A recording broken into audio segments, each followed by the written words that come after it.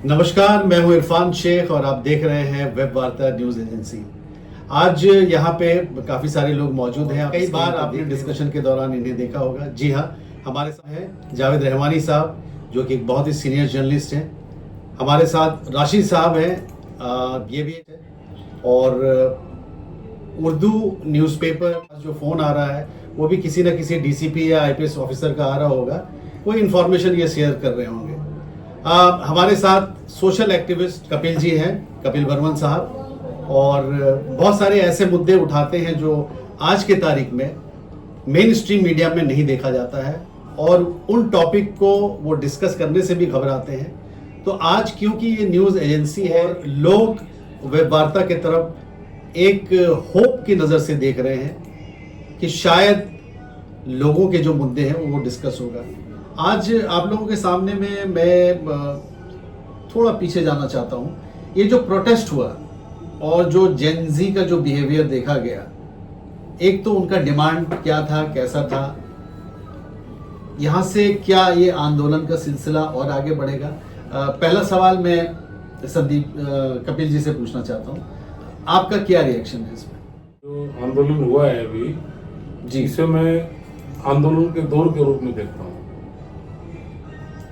इन 12 सालों में जो विपक्ष पार्टियां खामोश थी, चुपचाप बैठी थी और वो तानाशाह निरंकुश शासक के रूप में मनमानी कर रहे थे, लेकिन एक नॉन पॉलिटिकल युवा पढ़े लिखे बच्चों ने ये दिखा दिया कि हम लोकतंत्र के सजग प्रहरी हैं, ये दिखा दिया कि हम नागरिक हैं, ये दिखा दिया कि हम इन देश के साधन और संसाधन पर अपना हिस्सा लेके रहेंगे और इस देश के अंदर जो कुशासन है उसे प्रशासन में बदल के रहेंगे। कोई भी व्यक्ति विशेष नहीं होता है, नागरिक सभी समान होते हैं, सबकी राजनीतिक और सामाजिक बात एक होती है।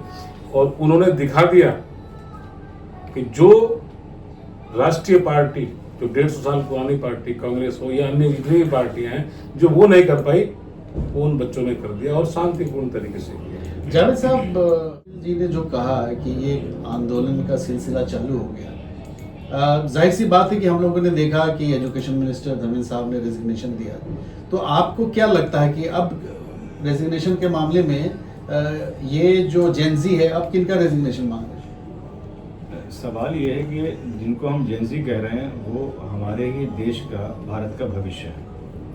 जेनजी कहा जाता है कि ये एक उम्र होती है इनकी, ये समझदारी का काम नहीं करते, हमेशा बाप जो कहता है उसका उल्टा करता है बेटा। नौजवानों की बात जेनजी की हो रही है, लेकिन आप ये देखिए कि इन जेनजी ने उन सब को आईना दिखाया, ख़ास करके सत्ता पक्ष वालों को आईना दिखाया कि आखिर ये हमारे अंदर इतना उबाल, इतना जो तरह से कहते हैं प्रवोक, ये किसने पैदा किया?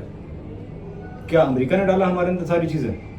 चूँकि हम इस मुल्क में रोज़ाना इसी सोसाइटी समाज में रहते हैं, जो हमें परोसा जा रहा है वो भी हमारे ऊपर तो उसका अफेक्ट कर रहा होगा ना। आखिर आप ये देखिए कि मुझे लगता है कि आप तो चूँकि काफ़ी लंबे समय से बड़े चीज़ों को पत्रकारिता पर निगाह आपकी है, लेकिन ये वो जो नौजवान वहाँ बैठा हुआ था, वो नौजवान बहुत दूर की बात कर रहा था। वो नौजवान क्या कह रहा था कि मुझे तो मार दो, लेकिन जो एक शोर है, जो एक हमारे अंदर जो एक पीड़ा है, जो सरकार नहीं कर रही है। आप ये देखिए कितनी शर्म की बात है कि हम बच्चे फीस दे करके नेट का एग्ज़ाम देते हैं। 22 लाख लगभग बच्चों ने एग्ज़ाम दिया। अगर उन 22 लाख का फीस का आप कैलकुलेशन करेंगे तो शायद आपका कैलकुलेटर भी एक वक्त साथ ना दे, कितनी बड़ी रकम होती है। मतलब हमारा पैसा, और कैसे कैसे बच्चों के पेरेंट्स या बच्चे कैसे अरेंज करते हैं, उसके बाद जो है हमारे भविष्य अंधकार में डाले जा रहे हैं। ये तो चूँकि सरकार बहुत बेहिस हो चुकी है। सरकार को एक तरह से ऐसा लग रहा है कि हरदर्मी पे उतरी हुई है। ये चूँकि सिस्टम हमारा भारत का ऐसा नहीं है, यहाँ हिटलरशाही नहीं चलने वाली है। उन नौजवानों ने आपको दिखा दिया है कि अभी भी होश में आ जाइए, अभी तो शुरुआत है, अभी ट्रेलर था, ये पिक्चर तो अभी बाकी है।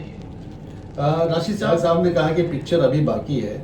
आपने देखा होगा कि इस पूरे प्रोसेस में ये प्रोटेस्ट होने से पहले ये देखा गया कि आप भी कई बार कहे कि हमारा जो अपोजिशन है ये बिल्कुल चुप है, चाहे ये कांग्रेस हो, सपा हो, बसपा हो, कोई भी, सब बिल्कुल इनइफेक्टिव है। लोगों को ऐसा लगता था। लेकिन अब ये जो जेनजी है एक कैटलिस्ट के रूप में काम किया है और वो ऑपोजिशन को दोबारा रिवाइव कर दिया, डेमोक्रेसी वाइब्रेंट हो गया, यानी लोगों को लग रहा नहीं है कुछ। आपको क्या लगता है कि राहुल गांधी के आने से जेनजी को बल मिला या जेनजी के आने से राहुल? ये मानना है कि किसके आने से किसको क्या मिला ये तो वो लोग जाने, लेकिन एक बात ज़रूर है कि नौजवानों ने जिस तरह से एक राह दिखाई है डेमोक्रेसी में, जिसकी उम्मीदें ख़त्म हो गई थी, जैसा कि सभी लोग बात कर रहे हैं। डेमोक्रेसी जो होती है उस यहाँ सत्ता जो है वो आवाम के पास है, राजा जो है वो आवाम है, लेकिन यहाँ राजा कुछ लोग बने हुए हैं, कुछ राजघराने बने हुए हैं। उन सब लोगों को ये सोचना चाहिए कि जब आवाम सड़कों पर आएगी और अपने हुकूक की बात करेगी तो फिर उनकी मनमानी नहीं चलने वाली। हमें उनसे पूछना चाहिए, आखिर इसीलिए उन्हें भेजा जाता है ना, हम अपनी सहूलत के लिए उनको भेजते हैं, हमारे वोट की एक कीमत है। आप उसको दरकिनार करके अपनी मनमर्जी से कानून बनाएं, अपनी मनमर्जी से थोपें, और फिर रोज़गार एक बड़ा मसला रहता है, सेहत बड़ा मसला रहता है। अब हम नौजवानों को रोज़गार नहीं दे सकते, सरकार अगर नौजवानों को रोज़गार नहीं देगी, बल्कि रोज़गार के नाम पर उनसे ठग लिया जाता है। कभी उनको ट्रेन में चक्कर कटा के यहाँ दिल्ली का बच्चा उसको मद्रास भेज दिया, मद्रास के बच्चे को पंजाब भेज दिया, तो इतना लंबा लंबा सफ़र करके वो रोज़गार के चक्कर में अपने आते हैं और उससे फ़ायदा किसी और को पहुँच रहा है। तो ये सब मुद्दे थे नौजवानों के, और बल्कि ये आवाम के मुद्दे हैं। वो कहीं ना कहीं गरीब परिवार से आते हैं बच्चे, और जाहिर सी बात है रोज़गार की सबको ज़रूरत है। जो आदमी सत्ता पक्ष के साथ होता है या रूल कर रहा होता है, या वो पार्टियां जो रूल कर चुकी होती हैं, उन्हें रोज़गार की ज़रूरत नहीं है। वो कहीं ना कहीं सेट हैं, विपक्ष में रहेंगे उनका एक मकाम है, पक्ष में रहेंगे दूसरा मकाम है, लेकिन अवाम किसी मकाम पर नहीं था पिछले 13-14 साल में। इस आंदोलन ने अवाम को एक मकाम दिखाया, एक रोशनी दिखाई है, और मैं समझता हूँ कि ये एक अच्छी चीज़ है डेमोक्रेसी के लिए। कपिल जी, राशिद भाई ने जो बातें कही हैं, मुझे ऐसा लगता है कि हम सब एग्री करते हैं। लेकिन अगर हम राजनीति की बात करें, पॉलिटिकल स्फेयर की बात करें, तो कहीं ना कहीं ऐसा लग रहा है कि पूरा यूनियन कैबिनेट को हिलाया जा रहा है, और जो रेजिग्नेशन वहाँ पे मांगा जा रहा था, इस्तीफा एजुकेशन मिनिस्टर का मांगा जा रहा था, लेकिन वहाँ पे पोस्टर नितिन गडकरी का भी था। लेकिन अब जब दोबारा लोकसभा स्टार्ट हुआ ये मानसून सेशन में, तो वहाँ पे इस्तीफा नितिन गडकरी का नहीं मांगा जा रहा था, वहाँ पे इस्तीफा होम मिनिस्टर का मांगा। का लॉ एंड ऑर्डर देश का गृह मंत्री के हाथों में होता है, और दिल्ली के जो पुलिसकर्मी थे या सुरक्षा जिनके हाथों में थी, उन्होंने अमानवीय तरीके से इन युवाओं को, जो कल का भविष्य था, उन पर वार किया, पैलेट गन से किया। कुछ लोगों की आंखें चली गई, कुछ लंगड़े हो गए, किसी का सिर फूट गया। अभी भी आईसीयू में कुछ लोग हैं जो पूर्णतः गैर संवैधानिक है। पहले सरकार ने कहा कि पैलेट गन हमने चलाई नहीं, पुलिस ने कहा, यहाँ के जो पुलिस प्रमुख है उसने कहा हमने पैलेट गन चलाई नहीं। अब वो कह रहे हैं कि हमने मजबूरन पैलेट गन चलाई। तो अब वो बच्चे ये कह रहे हैं कि किसके आदेश पे चलाई, कौन लोग थे वो। तो वो गृह मंत्री से कह रहे हैं कि किसके आदेश पे, आपके आदेश पे चलाई, और अगर आपको नहीं पता है तो आपकी अयोग्यता है, और आपने चलाई तो यह अमानवीय कृत्य है। तो दोनों ही दृष्टि से, दोनों ही पहलुओं से वो गृह मंत्री के लायक नहीं है, वो कहते हैं इस बात को। इसलिए उन्होंने कहा गृह मंत्री इस्तीफा दें। अगर वो पैलेट गन चलवाते हैं, AK-47 चलवाने की बात करते हैं, या वो बेखबर है इस चलने से, तो दोनों ही पहलू उनके अक्षमता का प्रतीक है। ये ऐसा बच्चों में प्रत्येक बच्चा चाहता है कि नहीं, ऐसा नहीं आना चाहिए। जो समाज पुलिस से सुरक्षा की उम्मीद करता होगा, संवैधानिक के संरक्षण की बात करता होगा, वही पुलिस गदर करे, अमानवीय तरीके से गुंडागर्दी करे, सिविल ड्रेस में जो गुंडे, चाहे वो किसी के भी हो, वो आए और वो निर्दयता से बच्चों को, बच्चियों को, बल्कि कहने में दर्द होता है कि महिलाओं, दुनिया में हम शर्मसार होते हैं कि ये हमारी स्त्रियों के प्रति सम्मान है।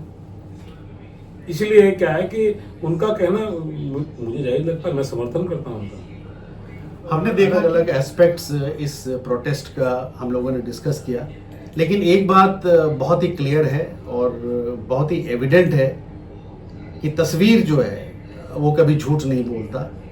और इन्होंने जो जिक्र किया कि डॉटर्स ऑफ इंडिया जो हैं वो हमारी बेटियां हैं और उनके साथ डिसरिस्पेक्ट अगर होता है तो इसको बिल्कुल लाइटली नहीं लिया जाएगा, क्योंकि भारत जो है 1.4 बिलियन लोगों का देश है। हम मानते हैं 5000 साल पुराना 2 बड़े युद्ध हुए थे, एक महाभारत और दूसरा रामायण। उस वक्त के जो राजा थे उन्होंने लड़ाई की, श्री कृष्ण ने लड़ाई की, श्री राम ने लड़ाई की।